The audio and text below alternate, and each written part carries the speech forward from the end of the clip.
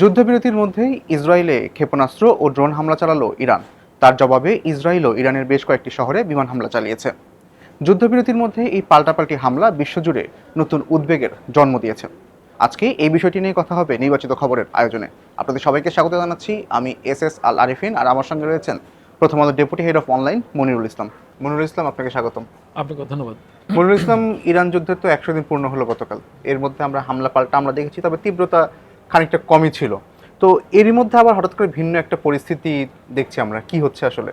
যেটা আপনি বলছিলেন যে 100 দিন মানে হচ্ছে 28 ফেব্রুয়ারি থেকে শুধু 100 দিন হচ্ছে পূর্ণ হলো, যদিও যুদ্ধবিরতি চলছে। যুদ্ধবিরতির মধ্যেও কিন্তু আমরা হামলাটা দেখেছি যে পাল্টাপাল্টি হামলাটা আছে। সেটা কার মধ্যে ছিল? সেটা যুক্তরাষ্ট্র এবং ইরানের মধ্যে ছিল, এবং ইসরায়েল হামলা করছিল লেবাননে। এটুকুই কিন্তু আমরা দেখছিলাম। কিন্তু ইরানের সঙ্গে ইসরায়েলের পাল্টাপাল্টি হামলা কিন্তু গত 2 মাসে, মানে যুদ্ধবিরতি শুরু হওয়ার পর কিন্তু আমরা দেখিনি। যুদ্ধবিরতি হলো কিন্তু 2 মাস, 2 মাস হচ্ছে। 2 মাস হচ্ছে, পূর্ণ 2 মাস হলো আজ। তার মধ্যে হচ্ছে গতকাল আমরা দেখলাম হচ্ছে ইসরায়েল হামলা চালালো, ইরানও হামলা চালালো, পাল্টাপাল্টি হামলা চললো ইরান এবং ইসরায়েলের মধ্যে। যেটা বললাম যে আমরা আগে দেখিনি, যেটা ইরান বলেছে যে তারা হামলা চালিয়েছে কারণ তাদের 3টা রাডার সিস্টেমে হচ্ছে কি একটা হামলা হয়েছিল। তার প্রতিবাদে তার প্রতিক্রিয়ায় তার জবাবে তারা যে হামলা চালিয়েছে ইসরায়েলের 2টি সেনাঘাঁটি লক্ষ্য করে। যদিও এই সেনাঘাঁটি লক্ষ্য করে হামলা চালালেও আমরা দেখেছি এর মধ্যে তেল আবিবে সারিন বেজে উঠলো, একটা আতঙ্ক ছড়ালো। যুক্তরাষ্ট্র দূতাবাস জেরুজালেমে বন্ধ করা হলো একদিনের জন্য। আর ইসরায়েলের প্রধানমন্ত্রী নেতানিয়াহু তিনি হচ্ছে জরুরি বৈঠকে বসলেন। তার মানে এক ধরনের হচ্ছে গিয়ে পরিস্থিতিটা হচ্ছে কি এক ধরনের আতঙ্ক সেটা কিন্তু বোঝা যাচ্ছিল। আর ইসরায়েল বলছে তার হামলা চালিয়েছে ইরানের হচ্ছে কি মধ্য এবং দক্ষিণাঞ্চলীয় কয়েকটা শহরে হামলা চালিয়েছে, যার মধ্যে হচ্ছে কি তেহরান আছে, ইস্পাহান আছে, তাবরিজ আছে। এগুলো বড় বড় শহরগুলোতে হচ্ছে হামলাটা তারা চালিয়েছে, সেটা বিমান হামলা। তো ক্ষয়ক্ষতির জন্য ইসরায়েলের দিক থেকে ক্ষয়ক্ষতির কথা বলতে গেলে হচ্ছে ইসরায়েল বলছে হচ্ছে তারা যে ক্ষেপণাস্ত্রগুলো ছোড়া হয়েছিল তারা নিষ্ক্রিয় করতে পেরেছে, যদি আমরা জানি না এখন পর্যন্ত যে আসলে ক্ষয়ক্ষতি হয়েছে কিনা। এটা তাদের দাবি, নিষ্ক্রিয় করতে পেরেছে। আর ইরানও কিন্তু দাবি করছে যে হামলাগুলো হয়েছে, ইসরায়েলি হামলা, সেগুলো শহরাঞ্চলে হয়নি, শহরাঞ্চলের বাইরে হয়েছে। তার মানে তারা বোঝাতে চাইছে যে ক্ষয়ক্ষতি সেই মাত্রায় হয়নি। যদি ক্ষয়ক্ষতির কোনো পরিমাণ বা কী পরিমাণ ক্ষয়ক্ষতি সেটা আমরা কোনো নির্ভরযোগ্য সূত্রে এখন জানতে পারিনি। এর মধ্যে ইসরায়েল বলছে যে ইরানের ক্ষেপণাস্ত্রের পাশাপাশি ইয়েমেন থেকেও ক্ষেপণাস্ত্র ছোড়া হয়েছে ইসরায়েলের দিকে। তার মানে হচ্ছে কি হুতি, যারা হচ্ছে ইরানের সঙ্গী বা সমর্থক, তারা মিত্র, তারা কিন্তু হচ্ছে গিয়ে এই হামলায় যোগ দিয়েছে। আচ্ছা, তাহলে যে এপ্রিল থেকে যে যুদ্ধবিরতি, এই সময়টার মধ্যে আপনি যেটা বলছিলেন যে আসলে ইসরায়েল এবং ইরানের মধ্যে এরকম কোনো ঘটনা দেখা যায়নি, তাহলে এখন কেন দেখা যাচ্ছে? কারণ পিছনের কারণটা কি আসলে? আসলে দেখুন যে এখানে লেবাননে ইসরায়েল এবং হচ্ছে গিয়ে যে যুক্তরাষ্ট্র মিলে তো ইরানের উপর হামলা চালানোর পর তো যুদ্ধটা শুরু হলো। তো সেখানে তারপর যখন হচ্ছে গিয়ে যুদ্ধ বিরতিতে গেল, বিরতি যাওয়ার সময় কিন্তু আমরা দেখছিলাম হচ্ছে লেবাননে ইসরায়েল হামলা চালিয়ে যাচ্ছিল। ইসরায়েল হামলা চালিয়ে যাওয়ার পর তখন হচ্ছে ট্রাম্প অনেকটা বাধ্য করেছিলেন ইসরায়েলকে যে তোমরা লেবাননের হামলা বন্ধ করো। তারপর হচ্ছে এখানে এই হামলাটা, চুক্তিটা হচ্ছে কি যুদ্ধবিরতিটা কিন্তু কার্যকর হয়েছে এইভাবে যে ওয়াশিংটনে গিয়ে লেবানন এবং হচ্ছে কি ইসরায়েলি প্রতিনিধি দল কিন্তু সমঝোতা করেছে। তো এইখানে যেটা হয়েছে যে গত কয়েকদিনে হচ্ছে গিয়ে চুক্তির যে আলোচনা চলছিল, আলোচনা চলার মধ্য দিয়ে হচ্ছে যদিও আলোচনাটা এখন হচ্ছে গিয়ে ধোঁয়াশা, হবে কি হবে না, তার মধ্যে হচ্ছে ঝুলন্ত। তার মধ্যেই কিন্তু যুদ্ধবিরতিটা মোটামুটি কার্যকর ছিল, এই অর্থে বলা যায় যে বড় হামলা কিন্তু হচ্ছিল না। তার মধ্যেই হচ্ছে গিয়ে আমরা এই হামলা দেখলাম। তো ইরান যে যুক্তিটা দেখাচ্ছে যে হামলার পেছনে যে আমরা হামলা চালিয়েছি কারণ আমরা আক্রান্ত হয়েছি। তা আক্রান্ত হয়েছি কীভাবে? তারা আমাদের হচ্ছে রাডার সিস্টেমে হামলা করেছি। যদিও আমরা এর মধ্যে জানতে পেরেছি রাডার সিস্টেমে একটা হামলা হয়েছিল, সেটা যুক্তরাষ্ট্র করেছিল বলে যুক্তরাষ্ট্র দাবি করেছিল যে 2 দিন আগে। তো এটার বিষয় হচ্ছে কি ইসরায়েল কিন্তু কখনো বলেনি যে তারা রাডার সিস্টেমে হামলা করেছে।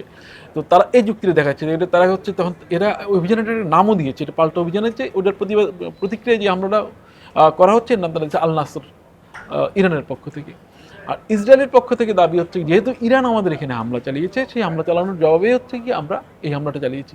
এবং এখানে এর সঙ্গে যুক্ত হচ্ছে লেবানন, কারণ লেবাননে হচ্ছে হিজবুল্লাহ ইরানের মিত্র। এখানে লেবাননে কিন্তু হামলা থামায়নি, এবং হচ্ছে গাজায়ও কিন্তু হচ্ছে গিয়ে হামলা কিন্তু বসতি স্থাপনের কাজগুলো কিন্তু ইসরায়েল বন্ধ করেনি। তো এই বিষয়গুলো হচ্ছে গিয়ে এর সঙ্গে হচ্ছে জড়িত আছে, বা ইরানের যে প্রতিক্রিয়া জবাব দেওয়ার ক্ষেত্রে এই বিষয়গুলো জড়িত আছে বলে মনে করা যায়। যে লেবাননের যে হামলা চলছে এবং হচ্ছে কি গাজায় যে হচ্ছে কি অভিযান চলছে, এইসব মিলিয়ে ইরান হচ্ছে কি জবাবটা দিচ্ছে বলে মনে করা হয়। আচ্ছা, তাহলে মনিরুল ইসলাম, এই যে সংঘাত, এই সংঘাত নিয়ে আসলে যুক্তরাষ্ট্র তাদের কি কোনো অবস্থান জানিয়েছে? আর ট্রাম্পই বা কি বলছেন? দেখুন, ট্রাম্প কিন্তু হচ্ছে গিয়ে কয়েকদিন আগে যদি আপনি দেখেন এই যুদ্ধে মানে ইরানের যুদ্ধে টেনে আনার পেছনে বলা হয় যে হচ্ছে ট্রাম্পকে টেনে এনেছিলেন হচ্ছে গিয়ে ইসরায়েল প্রধানমন্ত্রী বেনিয়ামিন নেতানিয়াহু। তার চেষ্টাই তার জোরাজুরিতে হচ্ছে গিয়ে ট্রাম্পের যুদ্ধে জড়ান, মানে বলা হয় এটা।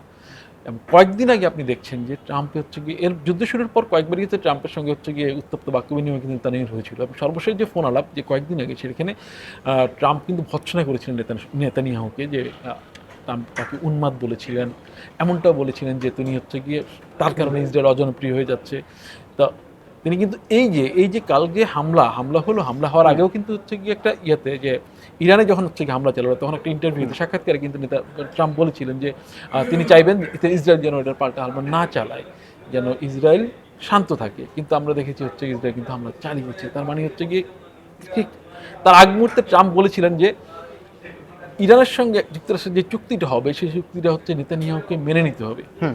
কারণ সিদ্ধান্ত হচ্ছে ট্রাম্পই নেবেন, মানে ট্রাম্পই নেন এই বিষয়ে চূড়ান্ত সিদ্ধান্ত তিনিই নেন। কিন্তু এর মধ্য দিয়ে যখন ইসরায়েলকে উনি বলছেন যে হামলা চালিও না, আর পাল্টা হামলা চালিও না, প্রতিক্রিয়া দেখিও না, তার মধ্যেও ইসরায়েল হামলা চালিয়েছে, তার মধ্যে হচ্ছে কি নেতানিয়াহুর এক ধরনের তাকে না মানার একটা হচ্ছে কি বিষয়টি কিন্তু ফুটে উঠলো। এবং এইটা কিন্তু হচ্ছে কি ট্রাম্প যে চুক্তিটার কথা বলছেন যে ইরানের সঙ্গে চুক্তি, সেই চুক্তিটাও কিন্তু এক ধরনের জটিলতা ফেলে দিল।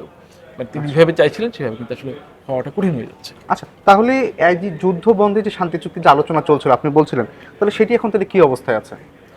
দেখুন, চুক্তিটা তো হচ্ছে গিয়ে ইসলামাবাদে গত মাসের এপ্রিল মাসে যখন প্রথম দফা আলোচনা হলো 11 এপ্রিল, সেই 11 এপ্রিল আলোচনাতে কোনো ফলাফল আসেনি, কিন্তু দুই পক্ষের মধ্যে হচ্ছে কি বিভিন্ন বিষয়ে প্রস্তাবগুলো ছিল।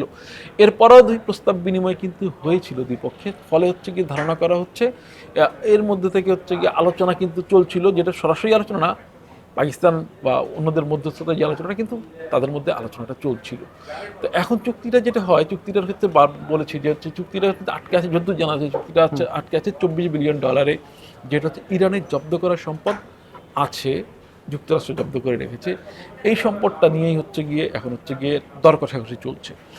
ইরান চাইছে, যুক্তরাষ্ট্র একটা খবর ছড়িয়েছিল যে যুক্তরাষ্ট্র এই সম্পদটা ব্যবহার করতে চাইছে উপসাগরীয় ওই দেশগুলো পুনর্গঠনে, যেগুলিতে হচ্ছে ইরানের হামলায় ক্ষতিগ্রস্ত হয়েছে, সেগুলি পুনর্গঠনে অর্থটা ব্যয় করার জন্য যুক্তরাষ্ট্র চাইছিল। তখন ইরান আবার বলেছে পাল্টা যে এটার অপোজ করেছে, তারা আপত্তি জানিয়েছে, এবং তারা এটাও বলেছে যে ওই অর্থ ছাড়া হচ্ছে গিয়ে ওই অর্থ তাদেরকে ইরানকে না দেওয়া ছাড়া তারা চুক্তি হয়ে যাবে না।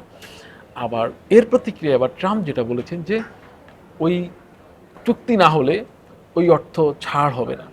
তো তার মানে হচ্ছে গিয়ে বিষয়টা হচ্ছে গিয়ে ঝুলে আছে হচ্ছে গিয়ে $24 বিলিয়ন, যে ওই অর্থটার উপরই এখন হচ্ছে গিয়ে চুক্তিটা আটকে আছে। তাহলে এখন পরিস্থিতি কোন দিকে গড়াচ্ছে?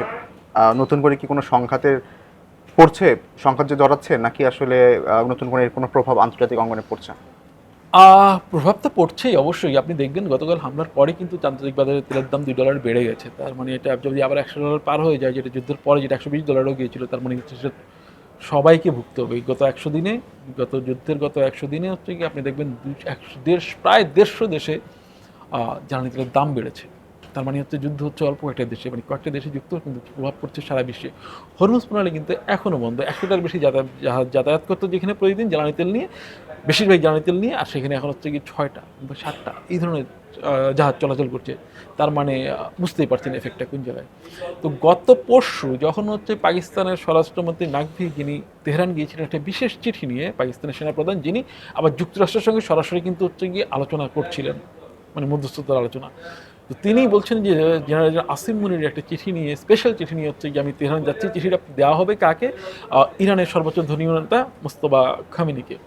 তো তখন কিন্তু একটা আশা দেখা দিয়েছিল যে তার মানে হচ্ছে গিয়ে ভেতরে আলোচনাটা কোনো গুরুত্বপূর্ণ পর্যায়ে পৌঁছেছে, মানে আমেরিকার কোনো বার্তা, যুক্তরাষ্ট্রের কোনো বার্তা আসিম মুনিরের মাধ্যমে মানে পাকিস্তান হয়ে হচ্ছে ইরানের কাছে যাচ্ছে। তো তার মধ্যেই কিন্তু এই ধরনের একটা সংঘাত তৈরি হয়ে গেল। তো এই সংঘাত তো আসলে সংঘাত যেটা আপনি আগে বলছিলেন সেটা এভাবে বলা যায় যে সংঘাতটা হচ্ছে গিয়ে ট্রাম্প যেমন চাপে আছেন কীভাবে এই যুদ্ধটা থামাতে হবে, কী জন্যে এই যুদ্ধটা যুক্তরাষ্ট্রের জনগণ পছন্দ করছে না, তারা চাইছে না। সামনে মধ্যবর্তী নির্বাচনের আগে রিপাবলিকানদের মধ্যে ক্ষোভ আছে এই যুদ্ধটা নিয়ে, কারণ এই যুদ্ধটা হচ্ছে ট্রাম্পের জনপ্রিয়তাও ধস নামিয়েছে। এই ট্রাম্পের মাধ্যমে হচ্ছে রিপাবলিকানদের জনপ্রিয়তা ধস নামাবে। তাতে হচ্ছে গিয়ে ট্রাম্প তারা যে চাইছে যে সেনেটে এবং কংগ্রেসে যে হচ্ছে গিয়ে সংখ্যাগরিষ্ঠতা ফিরে পাওয়ার, সেই জায়গাটা হচ্ছে গিয়ে টিকিয়ে রাখা, সেটা হচ্ছে বাধাগ্রস্ত হবে। তো এদিকে নেতানিয়াহুর কিন্তু সামনে একটা নির্বাচন আছে, নেতানিয়াহুর অক্টোবরে একটা নির্বাচন জাতীয় নির্বাচন তাদের। ফলে নেতানিয়াহু চাইছে, নেতানিয়াহুর জনপ্রিয়তা কিন্তু কমছে ধীরে ধীরে, ক্রমান্বয়ে কমছে। ফলে নেতানিয়াহু চাইবেন হচ্ছে গিয়ে এই যুদ্ধটা হচ্ছে গিয়ে ধরে রেখে যে হচ্ছে গিয়ে এক ধরনের জাতীয়তাবাদী উন্মাদনা তৈরি করে সেটাকে কাজে লাগানোর একটা চেষ্টা তার থাকবে। তো সেটার মধ্যে পড়ে গেছে আসলে এই যুদ্ধ। ফলে এখন নেতানিয়াহু এবং হচ্ছে নেতানিয়াহুর এই ওইটা যদি হয় যে নেতানিয়াহু হচ্ছে যুদ্ধটাকে আশ্রয় করে নির্বাচনী বৈতরণী পার হওয়ার উপায় খোঁজেন, তাহলে নেতানিয়াহুর হচ্ছে গিয়ে এই প্রতিক্রিয়া বা হামলার একটা কারণ কিন্তু খুঁজে পাওয়া যায় যে হয়তো যুদ্ধটা উনি নেতানিয়াহু দীর্ঘস্থায়ী করতে চাইছেন, যেভাবে উনি ট্রাম্পকে যুদ্ধে এনেছেন, যুদ্ধটা শুরু করিয়েছেন, সেখানে যুদ্ধটা তার স্বার্থে যুদ্ধটা দীর্ঘস্থায়ী করতে চাইছেন। যদি সেটা হয়, তার যে কৌশলটা যদি এটা হয়, তাহলে হচ্ছে গিয়ে ট্রাম্পকে আসলে নতুন পথে বেছে নিতে হবে যে ইরানের সঙ্গে এই যুদ্ধ, তার দীর্ঘদিনের মিত্র নেতানিয়াহু তাকে হচ্ছে গিয়ে আসলে তাকে হচ্ছে দমিয়ে, তাকে হচ্ছে বাধ্য করে ইরানের সঙ্গে চুক্তিটা করতে হবে। এখন দেখার বিষয় ট্রাম্প সেটা আসলে পারেন কি পারেন কিনা। মনিরুল ইসলাম, আজকে আমরা এখানেই শেষ করছি। আমার অসংখ্য ধন্যবাদ আমাদেরকে সময় দেওয়ার জন্য। আপনাকে ধন্যবাদ। দর্শক, আমরা তখন কথা বলছিলাম যুদ্ধবিরতির মধ্যে ইসরায়েল ইরানের পাল্টাপাল্টি হামলা নিয়ে। আমরা আপনাদের সামনে আবারও হাজির হব নতুন কোনো বিষয়ে কথা বলতে। সে পর্যন্ত ভালো থাকুন, সুস্থ থাকুন, আর প্রথম আলোর সঙ্গে থাকুন।